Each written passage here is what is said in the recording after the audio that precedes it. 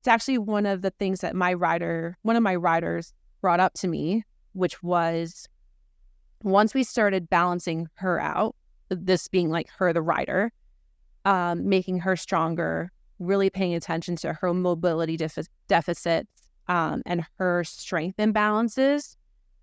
When the chiropractor who comes to work on her horse came after a few months of us working together, she said that the chiropractor had less adjusting to do. The horse was making up for a lot of my rider's deficits without even really knowing. And because we fixed the root cause, which was her deficits, the horse was in better shape. Welcome to the Beyond Physio Podcast, where we help you move, excel, and inspire others on your journey to your next level with knowledge and advice from experts and testimonials from our like-minded community.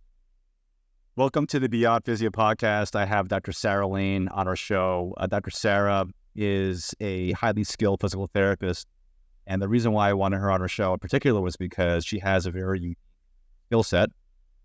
And Dr. Sarah, I want you to take us through your origin story and how you became a therapist, and how you became the expert you are in working with equestrians. Yeah. So thanks so much for having me here. My origin story as a PT, I graduated from Rutgers University in New Jersey back in 2017 and originally started in like a very typical orthopedic setting, which as a new grad was really, really helpful for me. I saw everything from, low back pain off the street to pretty complex post-ops.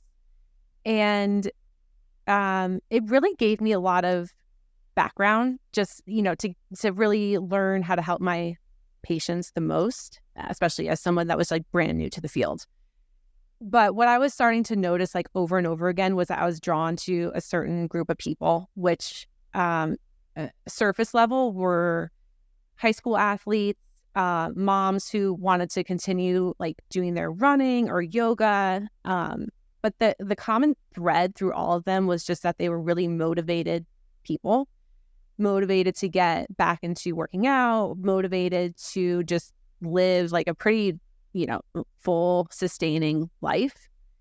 And it started to steer me further from the typical orthopedic background or clinic and led me more towards like that specific type of population. So it sounds like we have a very similar model working with active people and athletes of all ages, but we happen to also see a lot of men and women over 35, 40 because, let's be honest, these are the kinds of people, because they are pushing the limits, often need our care the most. Yeah, no, absolutely. So from there, first I moved from New Jersey to Colorado, which I'm so thrilled with. Colorado is my favorite place here in the world. And we, do everything that the typical Coloradans would do. We ski in the winter, we do the hiking in the summertime. And that really, even just being here in the state, like helped guide me to more active type people who use their world as their gym. So like mountain bikers, cyclists, endurance runners, all of that type of population. But specifically for the equestrians, I grew up riding. I'll give the backstory on that. So I was a dancer, like for most of my life. I did some organized sports like soccer for a minute, but really dance was like my big sport. And when I was young, my grandma, as a birthday gift, gave me like a riding lesson, just as a gift. And now my mom tells me like how much she gritted her teeth once she found out that was the gift, because she knew that equestrian and the whole horse world is a combination of a huge time and financial commitment. So, but ultimately, I fell in love with it, just like she knew that I was going to. And I looked for a place where I could take riding lessons that was close to my home growing up. And not only did my mom like encourage me to continue this sport, but she also joined me, which was really, really nice. So we took riding lessons together for a really long time. And it was a hobby that we got to, she never rode or did anything like that growing up. So it was something that we got to learn together. It was just a really fun, like mother-daughter type of experience. And then went into riding like pretty, head first. Ultimately got into like a pretty serious competitive riding program and on my own horse, and in New Jersey, which I'm sure you can attest to, Dr. Jerry, like the temperature ranges like 90 degrees and 90% humidity, or 10 degrees and snowing, you're still there. Like you're still riding, you're at the barn every day. It was a big commitment as a high schooler. Tell me how hard this is, because my own experience working with, riding horses was basically in Pennsylvania on a family camping trip, doing riding down a little trail for maybe half an hour to an hour. And I remember it being fun, but I didn't realize how demanding it is to be an equestrian. Talk more about that. Yeah. So, beyond just the temperature part of things, which is very legitimate. There were many days where I had frozen fingers and frozen toes, or sweating to death in New Jersey summers. But the sport never stops, because they're living animals that you have to continually train and work with and just keep tending to. So, but I think what most people see in the riding world is like just that part, like just being on the horse and riding. But the truth is that there's a whole part of the day that you spend just prepping for them to get ready to ride. Then you ride them, then you cool them down, then you have to take care of your equipment. Like it's at least a 3-hour commitment if you're riding for 1 hour.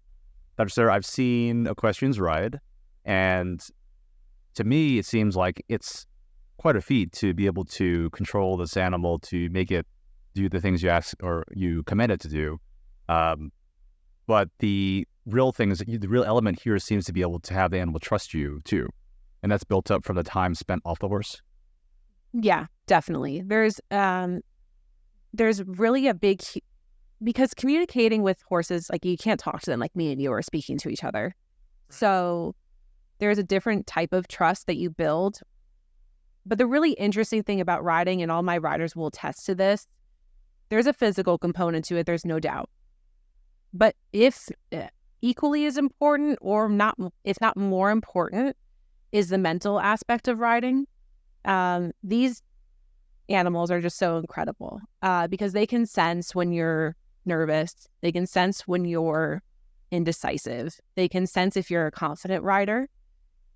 And if your nerves and your mental state is getting the better of you, not only will they feel it, but it's going to impact your riding. And that could be as small as like a croaky ride, like I'm just not so positive feeling ride, or it can lead to people falling off. I see. Huh. So horses also have personalities like other animals do then too? Big time. Yes, definitely. Can you tell off the bat if a horse is going to be compliant or not? Yeah, I would say so. Part of what I'm dealing with right now as a rider who doesn't own a horse is I ride a bunch of different horses when I go to take lessons. And within the first 10 or 15 minutes of riding, you'll know pretty well if this one is going to be compliant or if it's going to give you a run for your money. For sure. There's definitely a lot of times where you have to really show them that you're the boss. And when you're a tenth of their size, you have to do a lot of convincing. Yeah, absolutely. Sarah, I think what's really interesting about this particular topic too is, for me, having worked in pediatrics for many years, I've always known that there is hippotherapy, so therapy for kids with special needs and adults as well. And And surprisingly for me, what I learned when I was treating a number of kids was how beneficial it was for kids with autism and also kids with CP. But what didn't cross my mind during that period of time working with kids with special needs was, wow, what about the rider? And again, I think of jockeys and I think of equestrians, but I don't ever remember hearing about a rider going for PT. And so knowing that someone like you, who's an expert, not only as an equestrian, but also as a physical therapist, really intrigued me because I was, wow, we have to really consider the rider and the specific kinds of not only PT injuries, but also the kind of strength and conditioning that riders need to be able to be at their very best when they compete with their horses too. Yeah. What's really interesting is that even in my own research, looking for physical therapy for equestrians, like Amazon, for example, because Amazon is everything. I literally search on Amazon, like physical therapy for equestrians. And the first things that come up isn't even for hippotherapy. It's chiropractic for the horse, acupuncture for the horse, massage for the horse. It's everything for the horse first. And if you ask any rider, it's like dogs in our family. It's like they're a part of the family. Riders will do anything to keep their horse at their tip-top shape. They're expensive but delicate animals, and they need a lot of attention to keep them, and they work so hard. They need a lot of attention to keep them maintained and in a good, healthy state. But it's actually one of the things that one of my riders brought up to me, which was once we started balancing her out, this being like her, the rider, making her stronger, really paying attention to her mobility deficits and her strength imbalances. When the chiropractor who comes to work on her horse came after a few months of us working together, she said that the chiropractor had less adjusting to do. The horse was making up for a lot of my rider's deficits without even really knowing. And because we fixed the root cause, which was her deficits, the horse was in better shape. And I think it's really easy for a lot of people. Yeah, it was kind of mind-blowing for me too. And we do this every day, Yeah. But it was really interesting to see how if you take the problem at the root of its cause and not just keep slapping on Band-Aids, like how much better the results really are. Wow. And in this case specifically, the impact is on, you're almost getting a 2-for-1. Yeah. You're impacting not only the rider who's riding the horse, but also the animal, which that's mind-blowing actually. Yeah. And ultimately, like, she got to schedule her chiropractor less and less, which saves her money in the long run too. It's a win for cost effective as well. It really is a win, except for the chiropractor. All right. Yeah, true. So, this basic question then, and I think you've already answered, but then my thinking is for you and I, where we are very into physical activity as well in our own lives, it does matter when you have a specific kind of patient who needs specific kinds of care. So obviously, if you happen to work out as a physical therapist and you are a patient who does fitness, as an activity, you want to work with somebody who specifically works with that kind of population. And in this case, where we have equestrians, my thinking is that even more so, if you are an equestrian out there who has you have specific needs, number one, but it really would behoove you to see a physical therapist who specializes in working with equestrians. Am I right?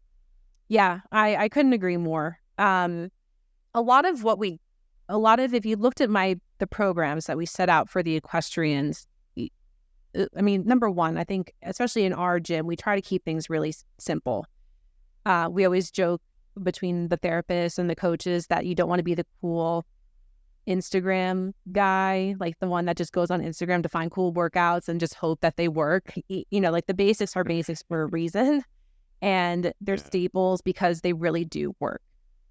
So a lot of what we do isn't anything that's extraordinary.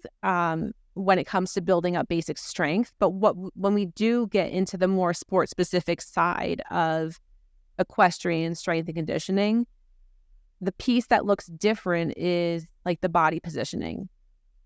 So if you ever have seen a rider like in the Olympics or something that are going over the fences, you'll see them get pretty much out of the way of the horse doing the jumping. So they come up out of the saddle and they rest their hands on the neck, and all of their feet, all the weight is through their feet. And that position is a pretty vulnerable position for a rider to be in, because if you're off balance, you have 2 points of contact. It's your hands and your feet. Sure. And that's all that's really kind of keeping you on the horse.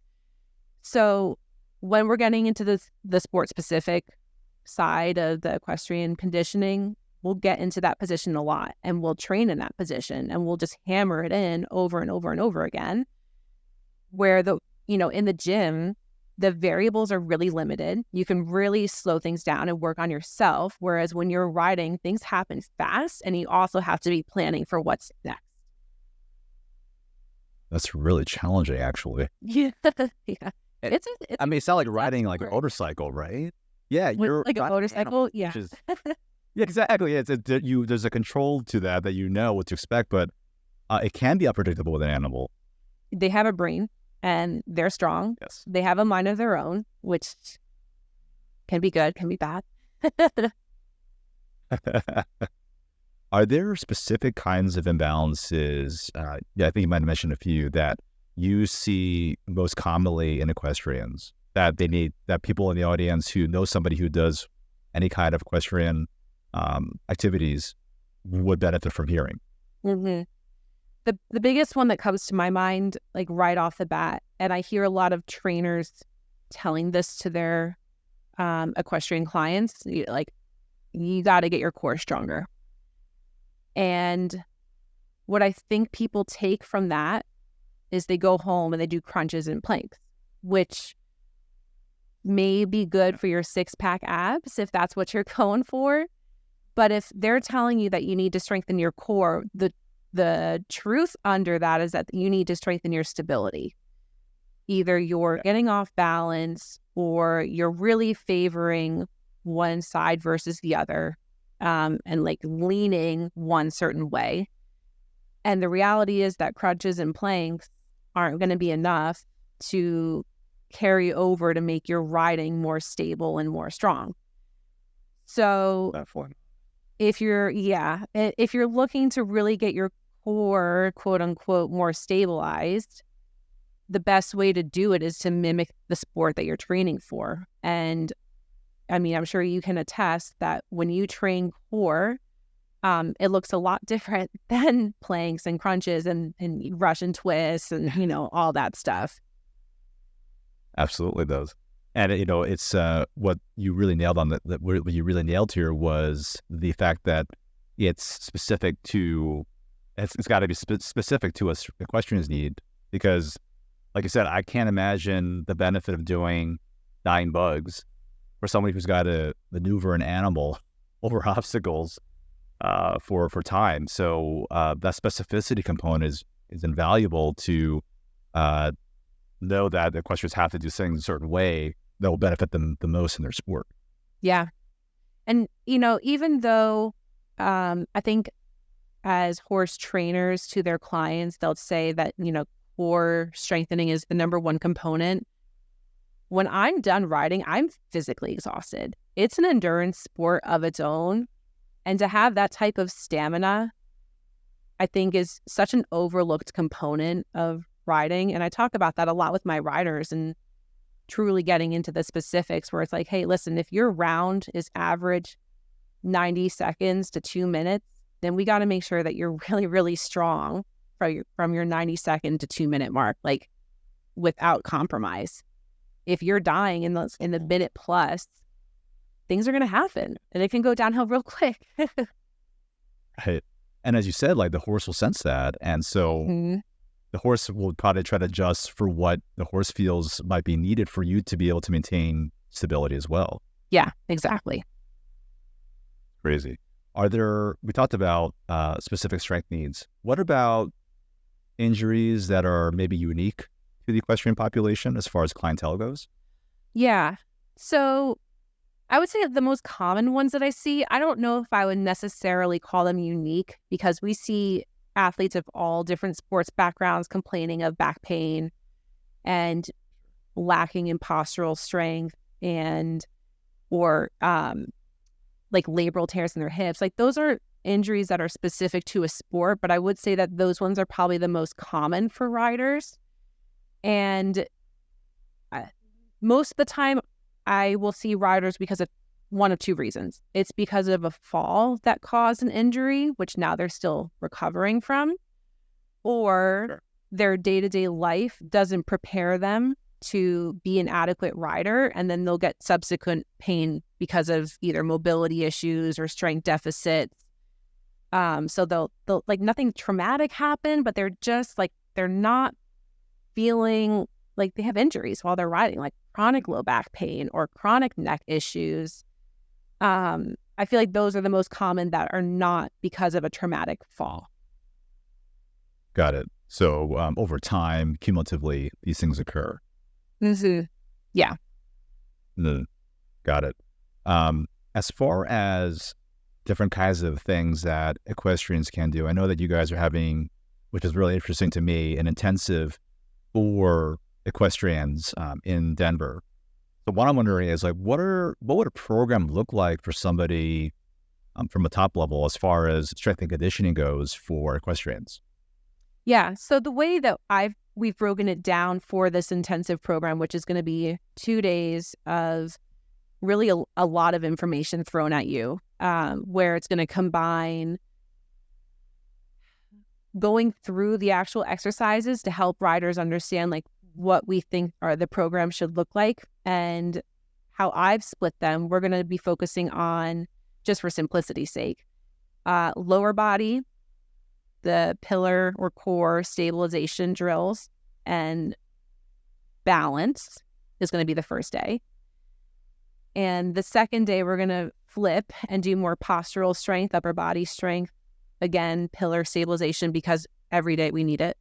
And the last one is reflex training, being able to train quickly and being able to adjust your reaction to what's going on in the moment, which is very simulative for riding.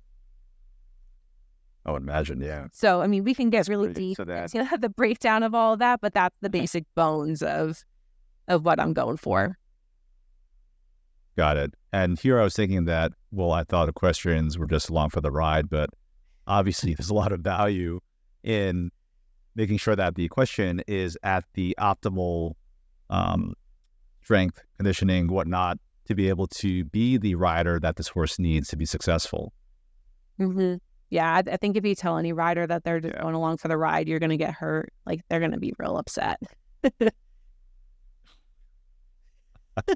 That's why I don't work with equestrians. Great. No.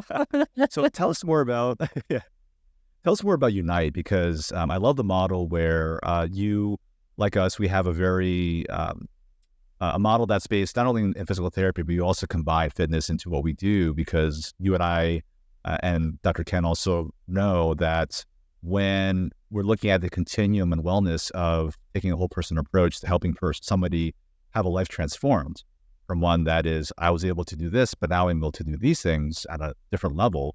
That's the exciting part. Tell us more about how your process is at Unite. Yeah. So my husband, Dr. Ken, and we started Unite together, really with the intention of making it a one-stop shop for athletes. And we define athlete as anybody who is motivated to do movement in their life. This can be a formal sport like high school and college organized sports. This could be equestrians. This could be people who are bored silly of being in a gym and just want to be hiking and mountain biking and all the fun things that our awesome state has to offer. But what we found a lot of the time with traditional PT is that good enough was the standard. And for an athlete who is dying to get back to running and they're told that walking is good enough, it's not going to cut it. It's not enough.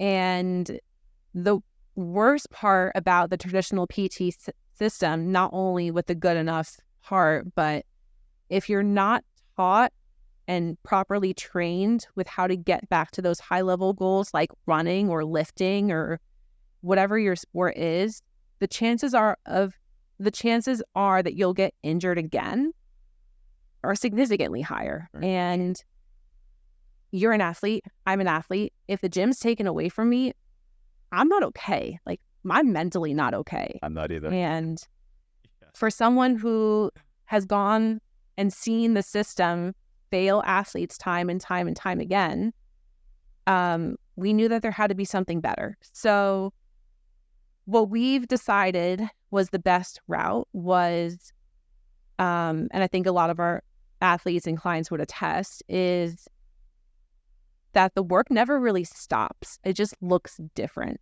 So when you're in the rehab side of things, maybe the intensity is a little bit different in how you would be typically training, but you're doing the same thing, where you should at least be getting pretty close to it. If your goal is to get back to barbell squatting and your PT is still having you do bridges and dead bugs, I don't know how you get to that next gap without some box squats in between, or some goblet squats, or some front, like something that helps you bridge the gap. Yeah. And then, once you're out of pain and feeling good, then truly the work has only just begun, and you're going to be getting back into that high level of training, whether it's in PT or other. But it's all in, it's all in house, and it's all together. And I think that a lot of our athletes would really, once they see how the continuum is supposed to be, they can't go back to the traditional world. Yeah. I often preach that the traditional model has its place. And I think if you're somebody who's just looking for basic care, it's fine, and if you just want to get back to doing basic things in life, that's okay. Maybe you're just not, living the active lifestyle like you and I do is not your thing. Great. Mm-hmm. But for the majority, or for the people that you and I want to serve, it is so imperative that people who are active seek somebody who does value that themselves. And a lot of advice we often have been to the traditional places expecting what you and I provide, but obviously those places don't do that. And that's that model. Mm-hmm. But for us as well, where it's like, hey, listen, if you want to get back to soccer, I'm not going to discourage you when you can do a sprint. That's just not the same thing. It's going to be a very long-term, it's going to be a process. It's a conversation. It's like, hey, why don't you go try out for play a quarter? Let's see how we do. Let's test it out. And we make it very clear to clients, as I know you do as well, that at some point we have to put you through the things to retest our progress and make sure that you can do these things competently and without that worry of having re-injury, because otherwise, like you said, Dr. Sarah, you're going to end up here a month later with the same darn thing. And that's not what we're about. So I definitely want to echo that. Listen, if you're out there and you're active, you're athletic, if you're somebody who loves movement and you want to live an optimal lifestyle where physical health is very valuable to you, you're going to want to seek the best care for it, because you only got one body, number one. And yes, it might cost you something, but when in life have you and I ever done something that was good for us that didn't cost something? And so I just want to make it clear to our audience that, you want to make sure that the provider that you're seeking does the thing that you are going to see, wanting to get back to. So if you're a runner, make sure that your PT is familiar with runners. If you're a lifter, make sure that your PT understands lifting at some level, at least the biomechanics. And in this case, if you're an equestrian, make sure that you're seeking somebody who understands the sport of being an equestrian to make sure that you get the best outcome that you're looking for, because it would really stink that if you were sidelined from the activity because you're the provider that you saw either didn't practice the things that you wanted to get back to, or has no idea what you're talking about when you're talking about jumping over fences with a horse. Yeah. And, it's interesting. I know, we're primarily focusing on the equestrian here, but the same thing is echoed to me from athletes of all different backgrounds. We work with a lot of CrossFitters, and they've tried the traditional PT route before, and most of them were just told to quit. And if you're a CrossFitter, or if you know a CrossFitter, you know that when you're told to quit, they're just going to say no and continue on, which no one wins in that situation. But I mean, what a frustrating system. I mean, we can go on and on about this forever, but I'll save everyone's ears. So. Absolutely. Well, that's why in Denver, there's Unite Rehab Perform for people who are looking for that extra something. Because really what it comes down to is if you're out there, you live an active lifestyle, you want to be better than ever, in my opinion. It's not good enough to be good enough, as Dr. Sarah said. And it makes all the difference for you if you can, look, we got to put age into this, I know, but if you can do most of the things that you want to do as you're getting older, that's amazing. And you're not going to get that from basic PT. I'm sorry. It's just not going to work. So be very choosy about who you're going to work with if that's something that you desire to do that activity for the rest of your life. Yeah. And time is ever limited. I mean, me and you, we don't get enough of it. And if I knew I could go somewhere that would get me better faster, I mean, I would never be able to say no. Oh, yeah, for sure. So tell us, Dr. Sarah, if people want to reach out to you if they have questions about how you work with active clients, whether they're a CrossFitter, whether they're a lifter, whether they're a runner or an equestrian, what's the best way for people to learn more about you and Dr. Ken and find out more about Unite in general? Yeah. So we're located just 10 minutes north of Denver proper. And the easiest way to get started is to go onto our website, which is uniterehabperform.com, and just fill out the appointment request. And most of our clients get in within the same week of requesting that visit. And even better, because of the population that we work with, we have really extended hours. So I work with people sometimes 6:30 in the morning to get them in before work. And we have a lot of people who come to see us in the evening when work is done. Because I don't know about you, but like, I can't take off time to go to the dentist. Like, that is not okay. So, and Got it. so, we really make our schedules custom to our clients to make sure that we can make this something that's realistic for them. I don't know who can just go and have free time at 3:00 in the evening like that. That's not, I don't know who that is. People with more resources that you and I have, so I guess so. Yeah. And the awesome thing too, you also have a one-on-one model too when you're patient care, right?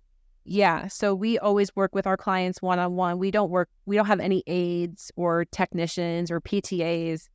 It's just you and the physical therapist or you and the trainer. And we do that for a really specific reason. I mean, the plan always goes better if the attention to detail is there. And if anybody knows Dr. Ken, he knows that that his attention to detail is astronomical. And that's exactly why he created this the way that it is. Nothing is left in chance. Yeah. Oh, Dr. Sarah, I also realized that you also, and Dr. Ken, you guys also have partnered with some of the volleyball clubs in the area, right? And that's become another specialty you guys treat. Yeah, so we partner with Prime Volleyball Academy, which is a club volleyball, I don't know what I'm trying to say, a club team for volleyball athletes. There we go. Who, it's anywhere from 12 to 18 years old, whether it's female or male. And we not only help with their injuries, but we also do their strength and conditioning during their season. So most teams will see us at least once, if not twice a week, just to really help them perform at their best and mitigate injuries really as much as possible. That's awesome. We had worked with a number of volleyball clubs over the years too. And what was the best feedback that we got from the coaches and the owners of the clubs was these kids are jumping higher and they're hitting harder than they ever have before. So thank you. And that for me is the biggest compliment. Yeah. Well, and I think, one of our coaches who works directly with the girls put it best because, and this goes for any sport, whether it's volleyball, equestrian, the basics is if you're a strong athlete, you're going to perform better. And I really think that just simplifies everything. If you're strong, you're going to jump higher. If you're strong, you're going to be faster. If you're strong, you're going to be more resilient when it comes to avoiding injuries. And when the world gets really complicated around fitness and strength and conditioning, I think that's the thing I fall back to the most. It's just that stronger is always better. I love that line, and it's absolutely true across the board. So thank you for mentioning that. Before we close, Dr. Sarah, what I really want to know is, what is your favorite guilty pleasure as far as food goes? Your favorite comfort food when you are in times of despair? This is easy. Crumble cookies, 1000%. They're sugar cookies, to be specific. Now, oh really? Now, is that crumble cookies by themselves, or do you like them with ice cream too? I'd have to say by themselves. I'm a warm, gooey cookie kind of person. So, and they've definitely got enough on their own to stand up for themselves. So I would say by themselves. Absolutely. Easily. That's awesome. I love doing the gooey cookies with ice cream in the middle. And my favorite guilty pleasure, which I mentioned on another podcast with Dr. Allison Brown, is, which also, is I love getting glazed donuts, cutting them in half like a bagel, putting them in a toaster so they get all like crisp in the outside, and then packing in the middle with vanilla ice cream. It's one of my favorite things to do, especially after a race. You definitely can't go wrong. And if you're running with the Montclair bread people, I mean, you're going to be just covered in glazed donuts all the time. I mean, they're the best. Absolutely. Cool.